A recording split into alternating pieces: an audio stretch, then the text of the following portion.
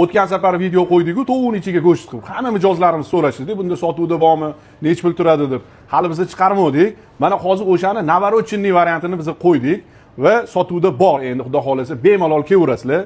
Mana shu hozir jizzalarini qilib oldik, ko'rdinglar. Buni piyozlarni kokil qilib, jizzalarini yeb, bunda mana buqani iligini olib, mana shu barra qo'yi kareykasi bo'ladi-da. O'zimizning mesniy qo'ylarni kareykasi. Shuna qozon kabob sifat qilib chiqarib, bexillari, kartochkalari, nonlari, mana shunaqa chiroyli tarzda qozon kabob variantida shunaqa qilib mehmonlarimizga tortiq qilamiz. Islom ukam mana shundan bitta olganda tovuqni shuna mijozlarimiz uchun bitta kesib, hozir bitta shou qilib beramiz. Buni eng fishka joyi mana shu tovuqning ichida matalashkada, nima go'sht deyishdi-da, bu qo'y go'shti. Mana ilvillab mana shunaqa xil bo'lib ketgan. Buni maza qilib yeysiz-da. Mana shu kareykalarimizni qarang, buni asal bo'lib ketganini. Bunda qilsangiz bor-ku, o'zimda qarang ajralib ketyapti o'sha. Suyada ham turmayapti bu. Mana shu ko'pchilik ishqoz bo'ladi bitta narsaga. Mana shu choyxonalarga borganda kartochkani ichini puyrak qilib, ustini ko'rishga qilib bering deydi. Bundan bir-biriga ishqalagan.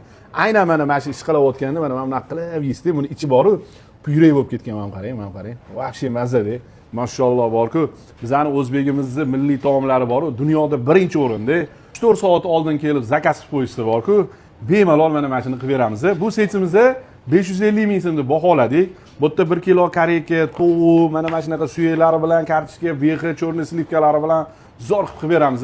Xudo xolasa kelsanglar, mana shu povur ukalarimiz mehr bilan tayinlagan mana shu do'stona asarchiyimizni maza qilib yeb ketasizlar. Qani bekos yo'ga marhamat.